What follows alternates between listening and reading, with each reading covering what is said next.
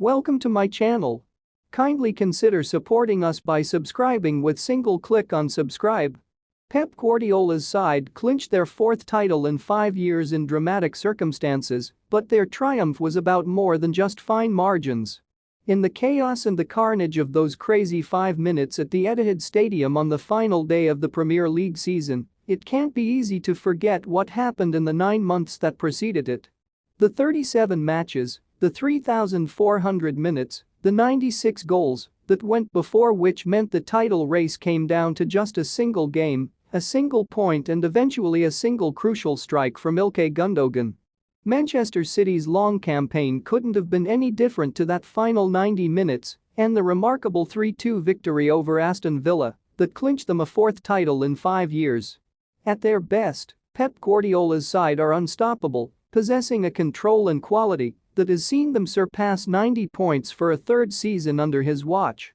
Quite where that went to on the final day of the season, no one will care, but it has been instrumental in shaping their success over Jurgen Klopp's incredible Liverpool team. Just 1 point was the difference between these two extraordinary sides, a Liverpool team that could yet claim their third trophy of the season next weekend and kept hopes of a first-ever quadruple alive until the final weekend of the Premier League season, further than any team had before them. "We are legends," the City boss said after clinching the trophy.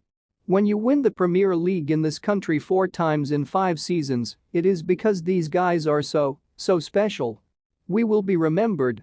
In tight title races, Guardiola insists that it is the small margins make the difference, and there have been enough to look back on throughout the season when picking out moments that made a difference.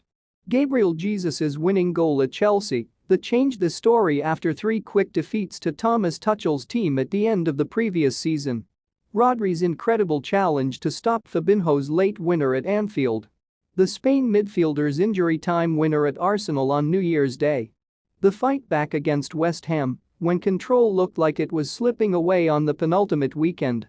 And, of course, the ridiculous final day against Aston Villa when they were 14 minutes away from letting the title slip away, only for them to storm right back. How ironic that it was the character and personality on the final day that dragged them over the line, something that has been challenged by a host of former players and angrily rejected by Guardiola. When City fell to a calamitous double strike against Real Madrid in the Champions League semi-final, there were many that believed they would also fall under the Premier League pressure from the relentless juggernaut of Liverpool steaming up behind them. From a 14-point lead in December, albeit having played 2 games more, they dropped below Jurgen Klopp's side in the final weeks of the season when kickoffs were staggered. But City have been beaten only once in the Premier League since October and not away from the Etihad Stadium since the opening day at Tottenham. Back then the talk was about Harry Kane, the England striker, sitting in the stands and expected to make the move to Guardiola's side. But when they refused to match Spurs' huge asking price, City went into the season without an orthodox striker. While the critics will always point to the money spent as the platform for success, to finish with a league tally of 99 goals is an extraordinary achievement. It shows the tactical ingenuity of Guardiola to rearrange his side and maintain their deadly nature, as well as the desire and intelligence of his players.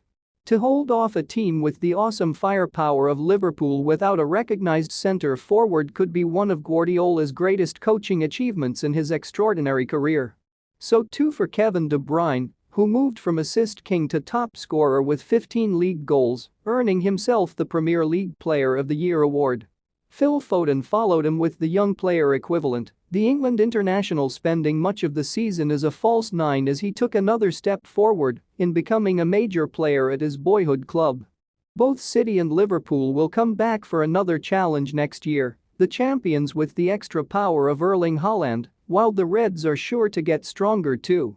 The magnitude of the achievement is related to magnitude of our rival, and I have never seen a team like Liverpool in my life, Guardiola said. Congratulations to Liverpool, they have made us better and better each week. I don't have the energy or desire to think about next season now. We are champions again. Today belongs to Manchester City, the winners of another sublime and stupendous Premier League. Kindly subscribe more amazing